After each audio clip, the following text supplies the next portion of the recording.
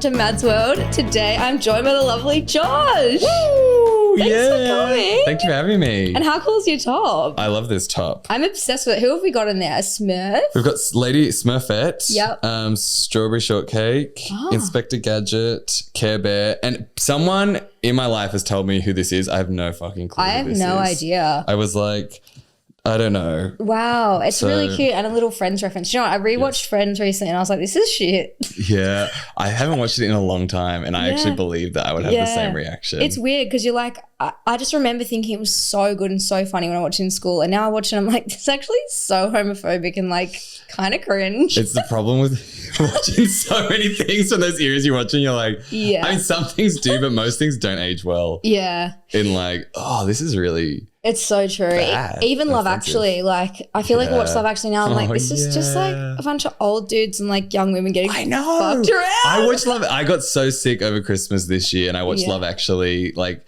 and I thought this. I was like, this is kind of fucked up. Yeah. And Colin Firth, like in that cabin with that girl who can't speak English, and he's just like, turns her into his like love thing. Insane. They can't even communicate, and she's way younger. Yeah. And I'm like, this is really icky. It's a massive ick. I was having this conversation with the guy I'm seeing yesterday, and I was like, do you reckon that like you could actually fall in love with someone if they didn't speak your language at all? Because I was thinking like, yeah, maybe like it would be like physical lust, but then like as soon as they open their mouth, what if they're a Trump supporter? Yeah. What if they're like, I hate women? Or like, what if like you just didn't, you'd be like, ew. You know what I mean? I fully. And I think I thought that, and then they go and then like he just gets, like he asks for marriage and the dad's like, take her, sure. Yeah. Yeah. Ew. But I actually think like with language, I had that when I was overseas. I feel like sometimes when you can kind of have a relationship when you don't understand each other well enough. Yeah. Because you don't understand the nuances of like, you know, the things that really just like piss you off sometimes that irk you. You don't catch all of that. 100%. And so sometimes I feel like it's helpful for people, but then it's also you don't know who you're dating. Well, that's the thing. I was like, I had like a holiday romance in France. So you lived in Paris. This was in Montpellier. Yeah. And it was with this guy called like Ahmed or something. And he looked like someone off like, you know, those like Instagram hot guys that have like a chiseled jaw and like they look like they've had work done, but they haven't. Yeah. And like Middle Eastern looking, but just really hot. Yeah. Anyway, like could barely speak English, but he kept saying, I love you to me. Cause he just thought like, he didn't know the weight of that. Yes. And I was like, this is crazy. Like, cause I'd be like, you don't love me. He'd be like, I love you so much. I'm like, that's so crazy. We've known each other for 4 days. No. And I never spoke to him again. And also he gave me an STD. Wow. That's love. Literally. That's and then French love. I was trying to text him and be like, hey, you gave me an STD, and he's just going, hi, princess. I'm like, no, what? Google Translate. But I think this is the problem with sometimes people like European men are so romantic. And I'm like, no, they're Google translating the most fucking vile shit. And it comes out with something that sounds okay in English. And we're like, oh my God, they're so open with their feelings. I'm like, he Google translated, I want to fuck you slut. And it comes out with like, I love you, beautiful princess. So real. There's a guy in Croatia as well that he was like working on one of the boats there. He was like not a fisherman, but like a boat hand, and we kind of had a romance. And then he was texting me afterwards and he goes, maybe you come visit me. It will make me happy, like little piggy. I was like, oh. Little piggy. Like little piggy. I was like, I can't text you anymore. That's crazy. That's a major buzzkill. That's like done. Like, oh, okay, bye. Oh, God. But yeah, he was really sweet. But I want to know everything about Joshy in Paris, which is your show that you just did at Melbourne Comedy Festival. And then I want to talk about Paris because I lived in London for 7 years, but Paris is a whole different kettle of fish. It is. I feel like there's similarities like crossover with London. Yeah. Culturally and like the people, but it is very different. Yeah. So I did this comedy show. I've just been in Paris for a year and I had When did you get back? Like just recently? Yeah, like early mid-March. Wow. And then I knew I was coming back. My visa ran out. I was like, my plan was to get another visa. Yeah. Which I'm still working on. Yep. But then I was like, I'm coming back when the Melbourne Comedy Festival's on. I should just do it. Yeah. Because the deadline for anything is one thing I've learned from life is like you set a deadline and you set a show date. Yeah. You just have it done when it comes around. That's actually so real. Like even like I'll commit because I do seasonal podcasts. I'll commit to a live date and I'll just go a few months and be like, I can't be asked. And then I just commit to a live date. I'm like, well, fuck, now I have to do it. Have to do it. Yeah. Yeah. That's so real. It makes shit get done. Yeah. And what's the context of the show? So obviously Joshy in Paris. Yeah. I've got a clue of what it's What's about. going on? Yeah. What's the main like bit? So essentially I was performing a lot of stand-up there and were you? Yeah, but in English. So how did that go? It was really interesting. Was it? I think it was a really good experience because I had done a lot of improv and some acting stuff in Australia.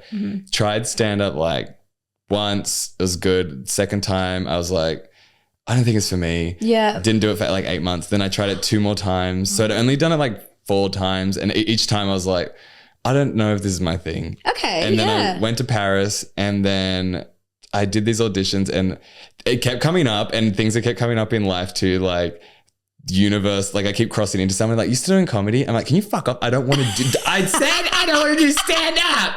It's not my thing. I want to be an actor. And then I keep running into shit and I did these auditions. They're like, you're really funny. You should do like, it was like one of them was like a serious kind of audition. They're like, you should do like comedy one-man show stuff. Really? I was like, fuck, fine. Yeah. And then I signed up for a stand-up thing again. And then I just started doing it in Paris. Oh my God. But so were the audiences English or French? They were such a mix, which is why I think it was a really good experience because you would have English speakers. Yeah. But I'd say the dominant English speaker is American. You don't really have many Australians living in Paris. Yeah. There's some Brits. But so that means like the sense of humor is different. It's so different. And French people, I feel like, and this is just probably so stereotypical, but they're so like, they're not very warm. Yeah. You know, like when I was there, I remember like, and you had to kind of like learn a bit of French to like even get their attention at like, even like in public and stuff at a shop. Yeah. I'd be like, how much is this? And I'm like trying to give them money for something and they're like, fuck off. Like they don't care. Don't want to hear. I feel like in general, they're like, it's always a no before it's a yes. You have to kind of prove why it's a yes. Literally, and I'll be like, in like interactions in like shops. And stuff. And I'll be like, oh, do you have this? And they'll be like, no. And then I'll say it in French, and they're like, oh, yeah, okay. Yeah, I'm maybe. like, what? Like, it could be over there. Yeah, they won't help you. Yeah, but like they know where it is. Yes, so it's weird. So frustrating. I think I love France. I love French people, but in general, that was my biggest gripe. Was like, especially coming back to Australia. I remember I had to change a flight to come back here. And the week before I had this problem in France with a bike and like long story short, it's like the Paris City bikes. I put it back in its spot, but it didn't click into place properly. So technically it was still running. Oh no. And I called the woman and she was just like, no, you have to pay 100 euros. And I was like, no, but you can see, you've just literally said to me, it's in the same spot because it's stuck. It can't get used. It's not your fault. But she's like, but they're the rules. But it's just like, everything's always a fight. Whereas then I called to change my flight with the Qantas and like the woman was so, I just missed the Australian like, oh yeah, sure, I'll help you out. Yeah, literally like just want to help you. Yeah, just will actually like in service in general want to just help you. Yeah, like service industries want to serve you. Yeah. Which is so crazy. The service industry people are generally there just to tell you no. Yeah. And explain why. Yeah, so fair. Yeah. And how did you find that with like your audiences? Yeah. What was the response like? Do French people, I've never heard a French person laugh. I know. Like, that's the stereotype. Yeah. But they do like stuff. I think I think French humor in general is a lot more wordy. I think British humor can sometimes be like that, like puns and wordplay and like a bit more like neg. Yeah, well, in London. Yeah, I think. I was gonna say like I feel like with obviously if someone is speaking English, like you can get across the jokes in a way that like you can use more language and it's more like, do you find that you have to joke about more universal truths like from the human experience? Definitely. If it's like for like different languaged audiences, if that makes sense. Yeah, no, and that's what was a really good experience is because generally like as well, it wasn't mostly French people in the audience in these like in the comedy nights. It was like such a mix of general Europeans. I would say like 80% living in Paris, but like not English speaking nor French speaking necessarily, like as a first language. Yep. And so you really had to find things that are like universally funny. Yeah. And a lot of times the lived experience of Paris works on certain groups because that's the one thing that connects everyone. Yeah. But you do have to just be like, find a way to be funny, and no culture references, no slang.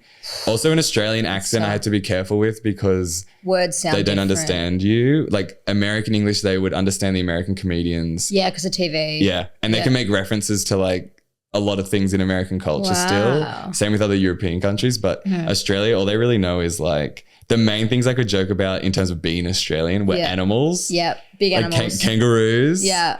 And saying no. No. If I ever was in like a lull, I could just say no. And they're like, oh.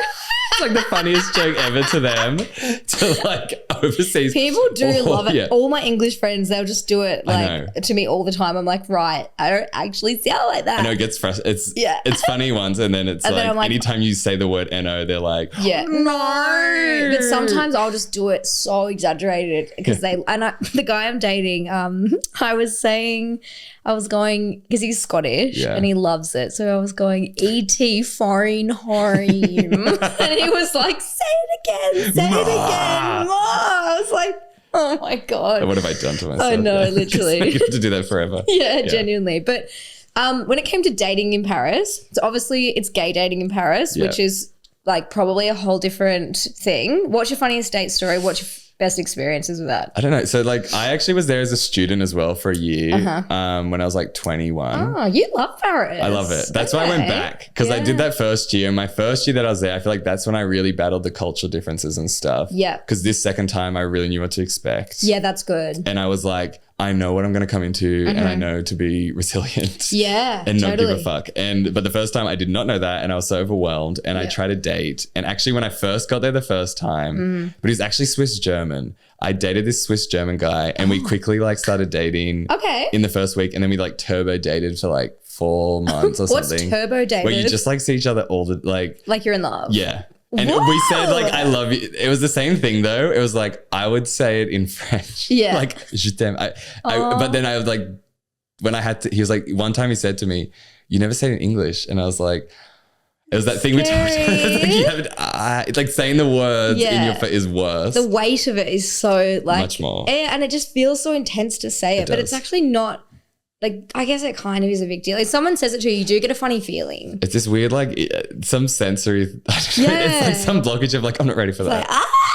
Like, we took it to the next level. Yeah, literally. They call me a big slut, but then they say like, I love you. And it's like, too much. That's my safe word. I'm out. So real. And so you dated him the first time round. Yeah. And then what about last year? Yeah. And then last year, but then we broke up, but it was kind of great because I broke up with this guy. It was like, he doubled up on me with his ex-boyfriend. I found out, and then I had a breakdown, and then I feel like people talk about two timing, but it's such a like 90s term, but like he was just dating you both. Yes. That is the most craziest thing ever, because like it's wild. not like it takes a lot of effort. It's not like an affair, because like neither person knows. Like if you have an affair, it's like the person you're sleeping with knows you're married. Yeah. I mean, usually. Like I feel like it's such a weird concept. It's like two lives. It is too. That's what I think is like you kind of, that's kind of fucked up person because they're running two lives. It's not even like just like a not that I endorse that, but you know, like a mistake that people, it's not a mistake. It's conscious. Yeah, 100%. Doubling up. Yeah. But so wait, tell me all about that. Yeah, so it's kind of naughty of my behalf, but I had this icky feeling. I was like, oh, something feels off. Something started feeling off. Yeah. And I brought it up, and it was the first time I think I'd ever confidently brought up something. Yeah. And he was like, no, like it kind of was like, no, it's nothing. I'm just busy. Like I'm doing like at uni, he was doing a master's, and I was like, okay. And then I still felt weird like 2 weeks later, and then I brought it up again. And then he was going away for like a week with family for around Easter. And I just had this weird feeling. And then when I was having this weird feeling, on his Facebook, a message popped up from his ex. And I I didn't care, like in general about that kind of stuff, but he quickly shut the laptop. And then when he did that, I was like, that's sus, weird. Yeah. And then so I saw him, I knew his code to his phone. I've done it too. I watched him like put it in and then he went away though. And so I had to kind of remember what the code was. And then I brought it up when he came back because I was like, something still feels off. Yeah. And then we were in bed and then we woke up the next morning. And so we're like both naked in the bed. And then I like crawled over to his phone and I pretended I was plugging mine in to charge just in case. And then I put it in and the first Facebook messages are him to his ex. And they're like telling him, because we were together that night, oh, I can't come tonight. The trains are down, to him. And then I didn't even like scroll back deep because I didn't have time, but the quick scroll back. Yeah. It was like, he sent us the same photos from when he was away. Ew. He sent, and when he would tell us the same excuses, like to then go to the other person's place. Like saying the train's late or something. So like he would just be like swapping between us for the past like few weeks. And I was like, that's so crazy. I had like an existential crisis sitting there like it was, I had this suspicion, but it was kind of as if like your whole world's alive briefly. Yeah. And you're kind of just like, wait, who else is lying? Exactly. Who else can I believe? And then I think I gasped really loudly. Like that is kind such of like a gay gasp moment. My friend Dan gasped so much. And I don't even usually, but it just came from within. Just like, what? And then he woke up and he turns over and I was like, didn't even know the words to say. I was just like, and I was like, what the fuck? And then I just like went off when you don't have time to process what's just happened. Oh my God. So I didn't have time to put it into good words. And I just like let it out in Australian English and I could tell he was just like half so not understanding what was going on. But I was like, and then he was like, I told you I didn't. And I'm like, I just looked at your phone, bro. I have the same story. Really? The exact same things happened to me, but it was just him having he would just cheat on me all the time, but with different people. But I was in bed. I looked in his phone because he was being sus. That's the thing. Like, I feel like if you know, it's already like, okay, like I don't give a fuck if anyone says they look through someone's phone because I'm whatever. If you have a feeling and you need to confirm something, whatever. Like, I know. I think like, otherwise, the alternative is you just keep getting told no and you have to get screwed over. Literally. And like 2 weeks before, he was like, oh, I had to download Tinder while I was away just to show my friend how to use it because he's like newly single. I was like, what? It's an app. Like, it tells you how to use it when you get it. Like, he was like, I just had to show him like as an example. And then he went to sleep. God. And then I went into his phone and I went on his Tinder and it was being like, oh, babe, like I'm going to bring you back like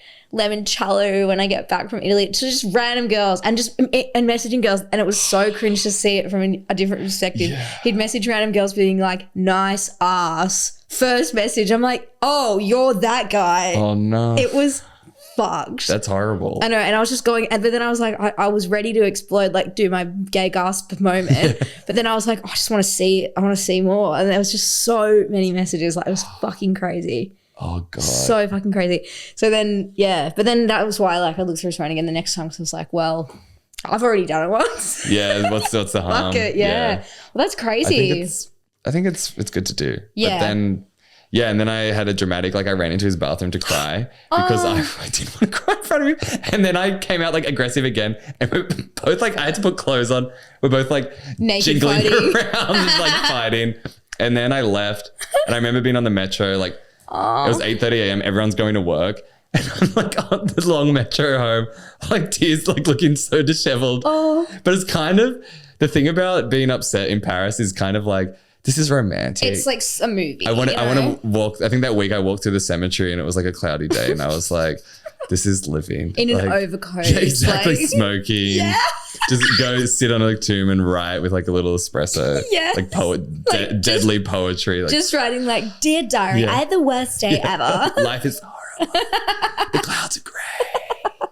That's so good for like creative, like juices flowing though. Yeah, I love that. That's why I don't regret any, like I like anything like that. And I think Paris always gives it to you. It always gives you good creative, good content, juices flowing. 100%. That's why I always say bad date is just a good podcast episode. You know what I mean? It is. 100%. What would you say? Because you like told me before the pod that you love talking about gay dating. Yeah. What is a gay dating red flag that you think is like specific to being gay? I don't know. I think I'm pretty bad with this. In terms of like thinking of like a proper flag. Yeah. Or what about a green flag? Green flag. Yeah. For me now, it's important that someone is like comfortable with themselves. Oh yeah. I think. What, comfortable with being gay? Being every part of themselves really. I mean, we're always working on like getting more confident and stuff. Yeah. But I think they have to kind of be okay with being gay, because I think when I wasn't when I was younger, and then when I was kind of better with it, I remember I was dating a lot of guys who were still closeted or still not comfortable with it. And it's okay, but it's kind of like drags you back into the closet a little. That would be really hard. And brings up the shame again, where I feel like it's a lot of things you've worked through. And sometimes, but this is just personal to me, I sometimes felt like I fell into like situationships or relationships where I'm kind of their therapist or like their guide to get out of it. Oh, like guide to getting out the closet. It's kind of like you're giving them so tough. advice. I feel like I like to talk through things and like give, not advice, but just like help like people. Talk. Yeah. And sometimes I've fallen into that. That's something that I've had to fix for myself, to be like, well, if you sense this coming along, like, that's not love or relationship. That's, it's not giving enough to me. I guess it's like if, because I've had like, I'm on sertraline, like I have serious depression, but like if you have a partner that is really, really depressed and then you start like helping them and talking them through it, like obviously it's just naturally what you're going to do. And it's what you do for your friends and stuff. Definitely. But like, I feel like when it can it can trigger you a little bit. I hate the way people use the word triggered, because it's like, just people say it about anything, but like it actually can like trigger you to like, because when they're saying those feelings like, oh, like, you know, not like this has happened to me, but things like, I don't want to be here anymore and stuff. And it's like, when I felt that, it's like, like I actually can't help you with this. And like with men as well, like a lot of straight men, they don't and can't talk to their friends about those things. Whereas like I would just say to the girls like, hey, I'm really like struggling. Like I really need help. Yeah. So I feel like so many girls end up just therapizing their own boyfriends, which is like totally wrong. Yeah. But yeah, I guess that's like a similar thing if it's like bringing up a trauma. If like that is, if coming out was traumatic for you, but I guess for lots of like young Australian boys it would be. Yeah. Because just our culture is like, yeah. I feel like now it's probably, it depends where though, still. That's it. Yeah. Like where you live and stuff. Yeah. Like, also, did you hear that Trumpet of Patriots got no seats? I love that. Like obsessed. That's great. I know. I was going to say Queensland. That my head just went like straight to Queensland when you said that. That's why I thought of it. Oh God. Yeah. I know. He spent $60 million. Clive Owen spent $60 million on his ad campaign with those beauty filters where you could see his eyes reading the teleprompter. Like I saw that ad. Those ads were cooked. So cooked. Some of them were kind of like, I saw the one of there's a blonde woman. Yeah. And I was like, this is like an SNL skit. Yeah. Like I would not have thought this was real. He goes, we don't have to care about people we don't know and have never met. What? I already know that. I kind of love that line though. But I'm like, not in the context of what she's promoting. I'm like, that's so fair. Put that on a bumper sticker. Yeah. People we don't know and have never heard of. Like, never met and never heard of. Like, what are you talking about? Like, I can't remember the other line she said. There was so many of her like jumbled lines that I was like, who is this appealing to? Yeah, I don't think this is convincing anyone, but it's so funny. It's like kind of camp. Like it's like a seizure trying to read that or listen to that. Like, I know. So fucking dumb. It was kind of camp, wasn't it? It's kind of camp. It's even like Pauline Hanson, do not support anything she does.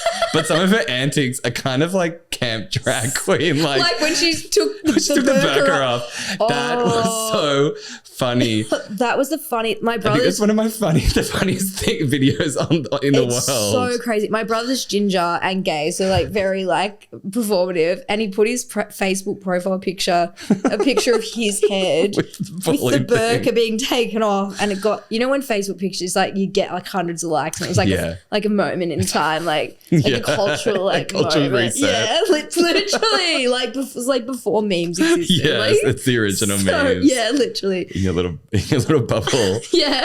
Oh, that is like the best. I think I've shown people that overseas, and I think they even get it, even not without knowing her, that's so funny. So funny. And I want to ask you about the most insane things that happened while you were traveling, because I have so many insane traveling stories, and you sent me a couple that I need to know. And everyone listening needs to know. There's one really disgusting one that comes to mind that is just funny. Is like, was traveling. So this was when I was on exchange in France the first time in 2018. And in the middle was summer and my friend was traveling. I went backpacking for 3 weeks alone and then she joined and we went backpacking. And we actually went, it's actually crazy countries to go to now. We went to Ukraine for a week. We went to Egypt for like a week and a bit. And then we went to Israel and Palestine. Oh my God. and we were in Turkey briefly as well.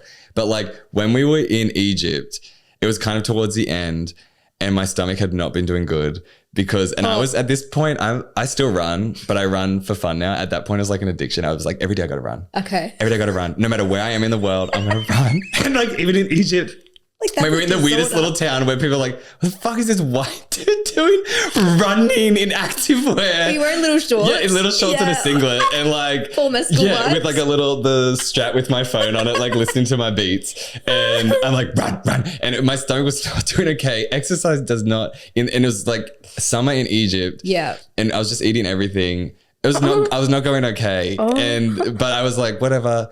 And then it got towards the end. It was our last night in Egypt and we splurged on like a hotel because we were like, we're getting picked up early to go to the airport. We're going to get a taxi. Like, you know, when you're backpacking and then you're like, let's go to a hotel. Yeah. And then so this hotel is like pristine. It's really beautiful. I wake up at like 3 a.m. when my alarm goes off and I go to the bathroom and all the lights are off and I'm like, my undies are wet. I'm like, oh, fuck, I pissed myself. Like classic. I pissed myself. You know, we had classic. Yeah, just like losing all bodily senses. And then I had a shower. I come out. My friend's turned on the light and she's getting ready.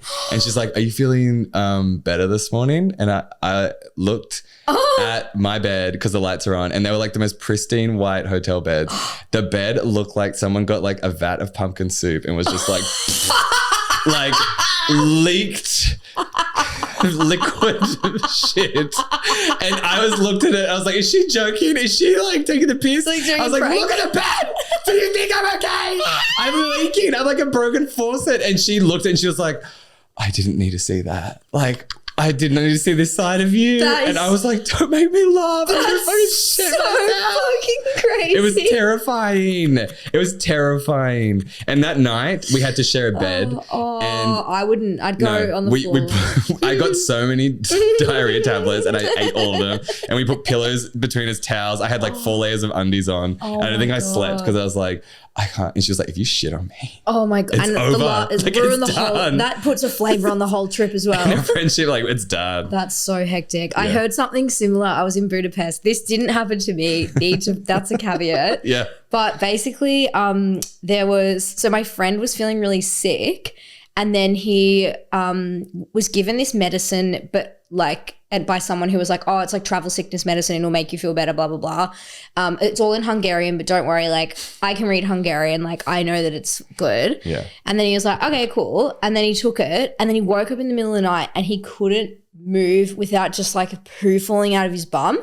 But then he went. Not that description. Yeah, and then like, a poo falling out. And then he looked at his bum and it was dilated like that. Turns out the medicine was vagina dilation medicine for pregnant women. So it dilated his bum hole. Don't tell gay people this. They're going to be taking that medication so that they can get fisted. Like doing their Hungarian thesis, like, where is it? And you find it. But literally, but then he told the guy the next day, he's like, he gave me this medicine that was fucked. And he's like, oh, I just gave it on a bus full of people going to Germany on overnight buses, no toilet. So he dilated the whole bus's bums. I want to hear their story. I know. Get a camera in that. I was like, is this an urban legend? He's like, no, it happened to me. I was like, sounds like, yeah, like, what is that when you look in the mirror? And, yeah, it's like the Candyman. This sounds, that's crazy. Yeah, and it was just, he's like, no, it happened to me, like from the horse's mouth. My God. You know what I mean? It wasn't like a friend of a friend of a friend. It was that guy. So that's terrifying. That's insane. I also want to know about the time that you were on the ride at the fair. This is also disgusting. It's okay. I've got so many disgusting stories. It's fine. This is when I was a teenager. So I grew up in Penrith, which is like west of Sydney. Yeah. And there's a Penrith show every year. And the event of the year and all the rides. And I went with my cousin and my friend. I would have been like 13, 14. Yep. So we're all kind of like awkward teenage stage. Yep. And we go on the zipper or something it's called. It's Big like Dipper? No, it's like you're all in a cage, but like there's a seats 3. So you're 3 in like a cage. and that cage spins and it's on like a bigger thing that also spins. So there's like 10 cages of people spinning while the thing spins. Got it. And so we're on that. We're just eating hot dogs. And I think my cousin, he had eaten a hot dog because he was like, I'm really hungry. I got to eat. So he had a hot dog and a Coke. We get in this thing. Not long into it, he's like, I'm going to vomit. I was like, you are not vomiting. I was like, you're not vomiting. You don't need to vomit. He's like, I'm going to vomit. I'm like, and it was like this horrible period of him saying it and maybe like, you're not vomiting. Right now. And he's like, I'm going to, and then he just starts vomiting. And as he would vomit, like... we'd spin into it. I remember at one point seeing him and we go, and it's like a washing machine and we're all screaming and the carny, like the guy operating the machine just thinks we're like dumb kids screaming and I'm like, stop it, stop it. We're like hitting at it. And then his wallet fell out too. So all his fucking coins, everything, his coins, everything just like bouncing around in this fucking like terrorizing washing machine. And then the guy stops it. I remember we were at the top. So we had to wait. Covered? I was covered. And it's dripping from the ceiling. And then we get down to the bottom. The guy opens the door and he's like, oh. And I was like, yeah, we tried to fucking tell you. And then I had to call my mom to come pick us up. And I was like such an awkward, I never like to get shirtless or like, and then everyone else, like I was just like stealing my vomit shirt. I remember we walked through the thing and everyone looking at us like, oh. And my friend just got on his shoes and he wouldn't shut up and stop complaining because he had these like new Ray-Bans. Yeah. And they got vomit. And I was like, I'm covered. Like I'm head to toe and he's sick. And my mum came and picked us up and she's like makes such loud gag noises at anything that's gross. So the whole the whole ride home. And I'm like, this is not helping. This is not helping. But I think I got the first shower because I was the most vomited on. That's so insane. That's so like something out of a movie, like and it's out of like an American teenage. Yeah, like American Pie or something. Yeah, that's such an American Pie scene. Yeah, well, that's it. Thank you for telling me that. Yeah, it's okay. That's so traumatizing. It was very traumatizing. Do you know what? My brother told me a really interesting fact about vomiting yesterday, and it was like, you know how like your mum has that thing where she vomits. Apparently, that's like a lizard brain thing where like it's like they're like a lizard brain meaning like, you know, the Stone Ages or whatever. Yeah. So that if you see someone else vomit, you vomit because it's they ate a poisoned food or like they ate like a rotten, I don't know, animal or something, and then you throw up too. That makes sense. Isn't that so interesting? Yeah. I was like, that's like, yeah, like obviously that's why. Yeah. Do you know what I mean? My friend. Mom's going to love that. Yeah. If I'm going to have to tell her that. Like, that's why. Yeah. I'm just thinking out for the community. My friend who actually listens to this podcast, she used to throw up at like the most insane things. Like there was like 5 things she'd always throw up at. It was like spit and spit, like baby spit and normal spit, vomit, poo, wee and blood. And like this one time we were working at Coles. So we worked at the supermarket together, and then someone puts their baby on the thingy, the sliding thingy, and the baby's like dribbling on everything, and then she just turns around and throws up into the bin. Wait, what slidey thingy? Like the conveyor belt. Yeah. Why did they put the baby on the conveyor belt? I don't know.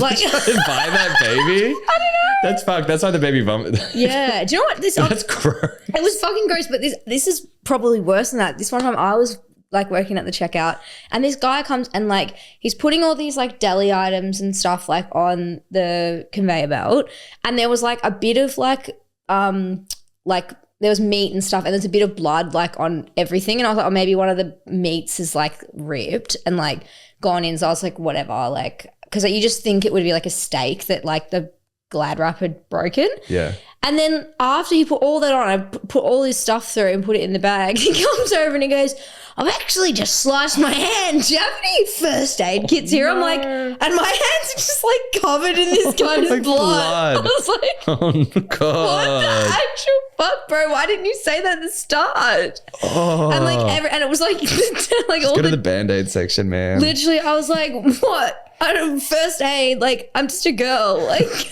I'm just a girl. I'm just 19 working at Coles. Just a girl. Yeah. Literally. And I was just like, and he looked like Clive Palmer as well. So it was so funny. And I was just standing there like, and this was like pre-hand sanitizer as well. So I was like, this is like, what do I do? Am I going to get a disease? Oh my God. That's cooked. So insane. God, I've laughed so much the last 5 minutes. I feel really tired. I know, it's exhausting. Oh my God. Well, I also need to hear about your Colombia story, losing your phone. Oh yeah. So is this a good one? Yeah. After I finished uni, I went to Colombia and I did an internship. I lived in Bogota. In the capital. Oh my God, you say Bogota like a... Bogota, is that... fuck. I say Bogota, but I think Bogota, that's wrong. I have no idea. That's just when the people there. It's like when people Bogota. say Barcelona. Yeah, but I hate doing it in English. It is true. It's like, it's as if I were to be like... I lived in Paris. You know, there's people who fucking... I remember this like white as fuck Australian girl who, she even said Colombia, like she would be like, yeah, I had so much fun when I was in Colombia. What? And I was like mid-conversation, and I was like, you're not Shakira, babe. I don't know why you're busting out the Colombia. Like at this time, like, no. That's what I thought you just did about Bogota. I know, sorry, I think I did, but it's just like... But you just do it. You do just do it like... Bogota. Yeah. I don't know. Is that it? I honestly, it's like a weird collection of letters that I don't even know how. Yeah, but as an Australian, I would say Bogota. Bogota. Which is sending so them down crazy. to Bogota. Anyway, tell me about Bogota. I can't say it now. I was in the capital of Colombia. Yeah. And I did, this marketing internship there. It was so random. And I was living in the city. And actually, I was pretty lucky when I lived there because I was like through an internship program where they find you accommodation in some random apartment. Like it was a big share. It was like 8 of us in an apartment. And it was... Wow. But how many bathrooms? We all had a bathroom. It was as if like none of us were students, but as if it was like dorms. Student dorm. That's mint. It was pretty cool. It was the most random. Is it like clean and stuff? Yeah. And we had a cleaner that came every fortnight. That's mint. But we like not everything, but like that would do bits and pieces. Holy shit. It was a really random experience. Yeah. There's ones like that in London, but they're completely fucked. Like I went to an afters once and there was just like one kitchen. There was like, I think 20 people living in this one place, and it was like they all had their own door, and then there's just a big central area. It was like being in a warehouse, but there was like rooms on the side, and like then there'd just be like this table in the middle. There was just like always just drugs on it, and like it was just like food everywhere, and like it was just the most fucking crazy shit I've ever seen. Yeah, it's like... Yeah. Was it like that? No, we were pretty lucky. I've been to places like that. That's why I'm like, I've been to, and it's like, can't imagine living there. Yeah, it's insane. I feel like it would be pretty fun, but maybe for like a week. Exactly. I feel like that's a fun like summer trip where you just like are going crazy. Hectic. Getting filthy. Anyway, tell me about Bogota. Yeah, Bogota. I was there and my apartment, I didn't get to choose where it was, but it was in this area, and around the corner, 2-minute walk, was the biggest gay club in South America. Love that. 4 stories, 14 rooms. Oh my God. It was like a maze. And like you paid entry and you got a cup and you got as many drinks as you wanted all night. What? It was ridiculous. And just like everyone goes. On Friday, Saturday, like obviously all the gay people go, but then also just like everyone goes. That's sick. And my housemates would always want to go with me. What's it called? It's called...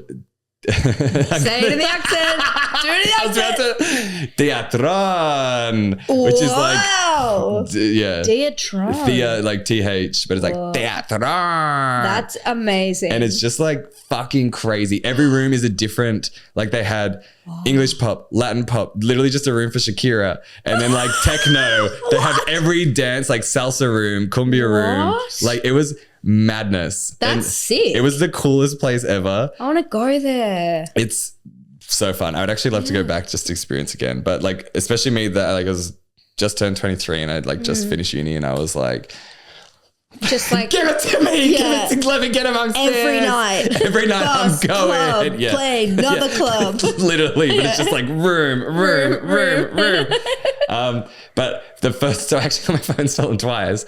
The first time was just in this club, and I swear it was this guy I was making out with took it. What? And then because he just disappeared, he's like, I'm going to come back. I'm just going to the bathroom. I was like, what? Local?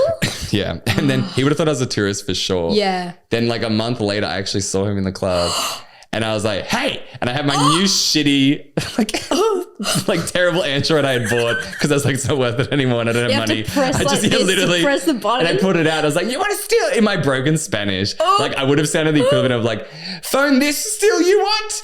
Bro, last time, me, bad. Just like speaking gibberish to him, and his friends were like, who the fuck is this? And then I started questioning myself of like, what if it wasn't him and I'm like attacking this guy in the club? And then he like out on, when I was leaving the club that night, he was on the street and he and his friends like kind of staunched me. Yeah. And I I got aggro with one of them and then I ran off.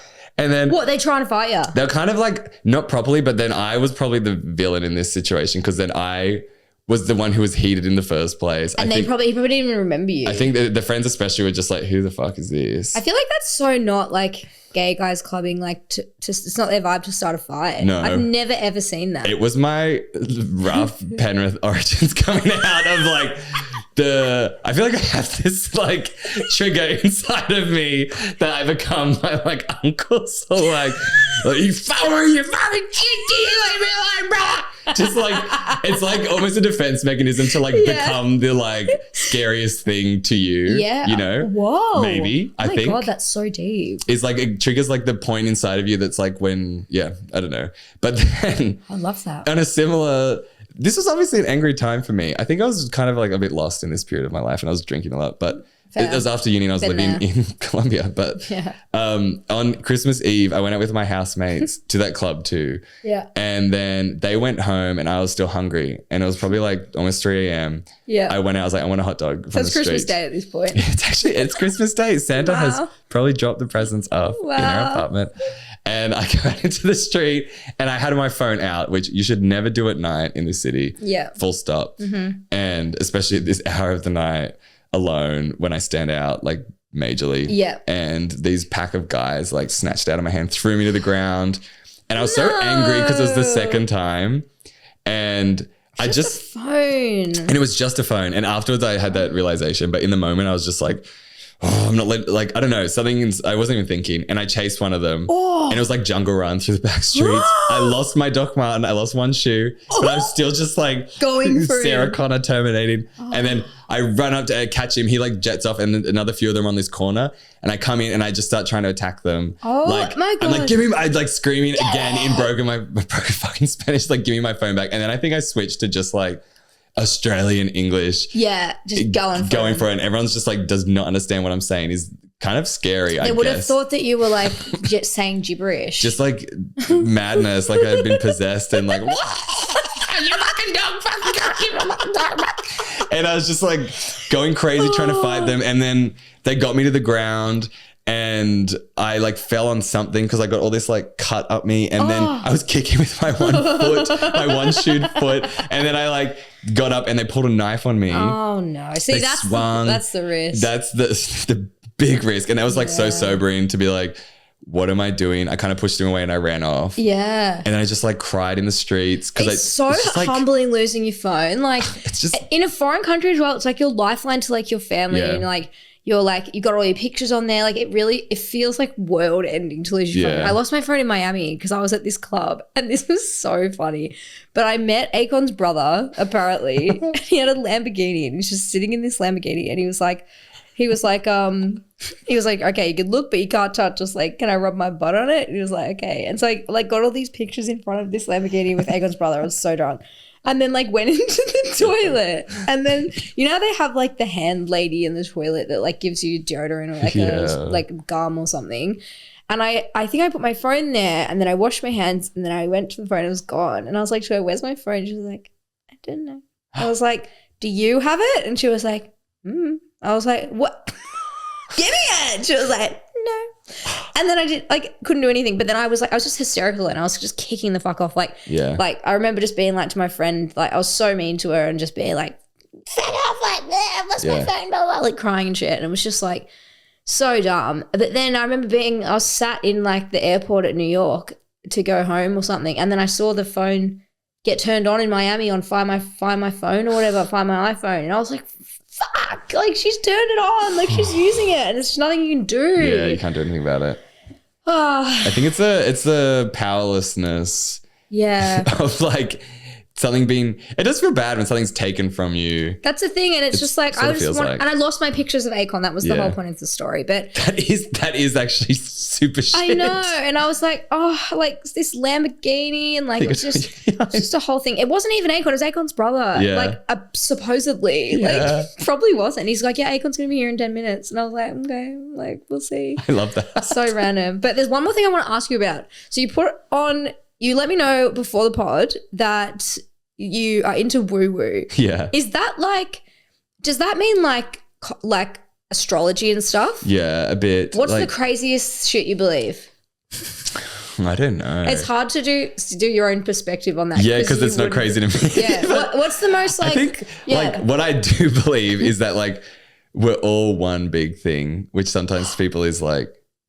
I do get that because I talk with my guy I'm seeing. Yeah. He's not my boyfriend, sort of, but he's an engineer and he loves talking about science. My boyfriend is an engineer. Yeah, he's just an engineer. But like we're talking a lot about atoms and how like, so you eat, right? You eat your food and then slowly like every 7 years, your whole body, every cell is regenerated because, and basically it's like, even if some cells don't regenerate, it's like the atoms that make up our bodies become other things. Yeah. So like the atoms that were my body 10 years ago might be this rug. Yeah. Which I'm like, what the fucking hell? Yeah. So I do get what you're saying there. Yeah, like that kind of, even just like nothing goes away. Like, I don't know, we die and then we just become, it's essentially everything's compost in itself kind of. Like as you said, it's like just getting reused into everything. Mm-hmm. I don't know, a lot of like travels I've done where I'm not being like filthy fighting people on the streets. Yeah. And just like alone in nature is when you see it a lot more as well of just like,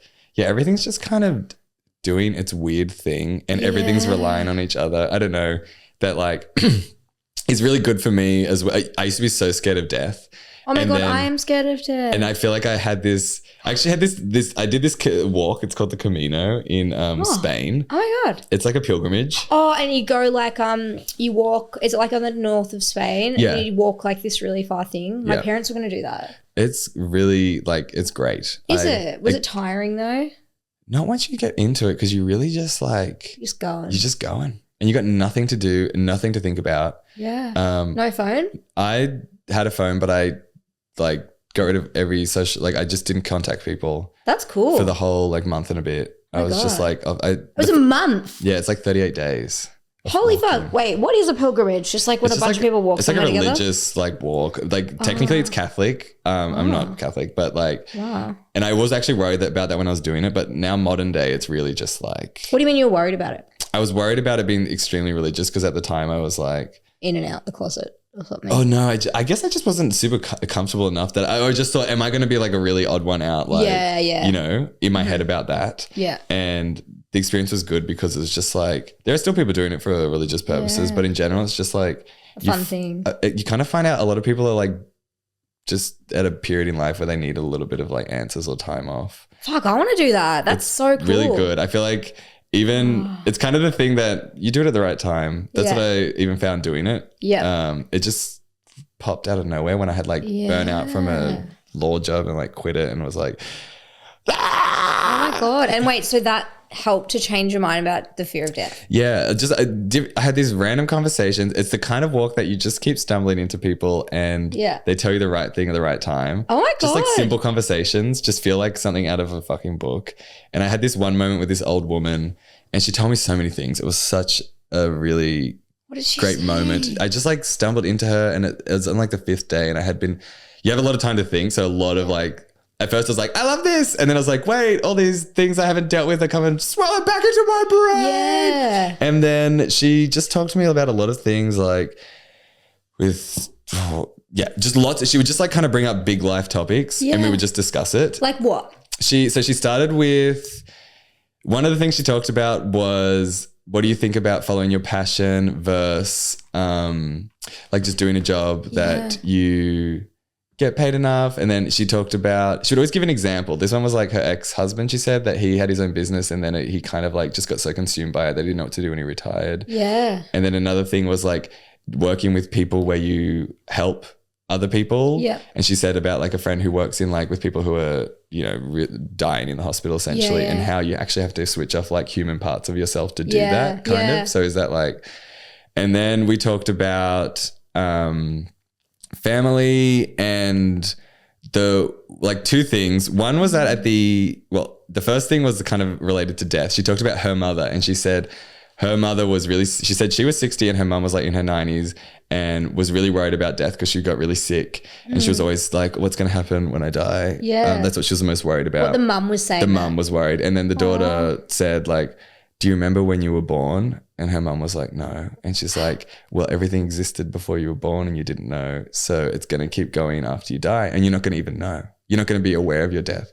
And I was like, and so just the way she worded it and looked at me with like this like soft lady eyes, I was like, wow. It like made something go away. I don't know, where I was just like, true. It. Yeah. True. I think I got it. I'm not the center of this universe. Everything's just like going all the time. Yeah, it's so interesting that you won't be aware of your own death. I think I'm more scared of other people dying. Yeah, I think I used to be scared of death, but then I kind of got over that because I was like really depressed and suicidal, and I was kind of like okay with like that maybe happening. And I was kind of, and then since then I'm kind of like, oh, I'm just more worried about like other people when you lose others. And like that would be like the reason I didn't go through with any of that, because you think about the repercussions on other people. So like maybe like I used to be scared, but then I kind of just got over it because I was like, oh, what's the worst thing that can happen? I die. Sick. Like it's pretty crazy. I think that really helped me to be like, oh, I'm gonna die and cool. So you just got to do as much as do the best you can until you do it, because you just gotta like go for it, and then you're gonna just turn to fucking mulch, and that's okay, because we all do. Become the rug. You become the rug, and maybe someone will use that rug and they'll like love it. And this is from Temu, so you're contributing to this is like someone that was in China that regenerated their cells and became a rug, and then it got delivered here, and now we get to do a podcast on it. And it's a beautiful color. And then we become the rug one day. Exactly. It's like you use the rug, you become the rug. Wow, that's a great note to end on. And thank you so much for coming on. This was so fun. So fun. And don't forget to like and subscribe and rate and review and all those things. Love you guys. Bye.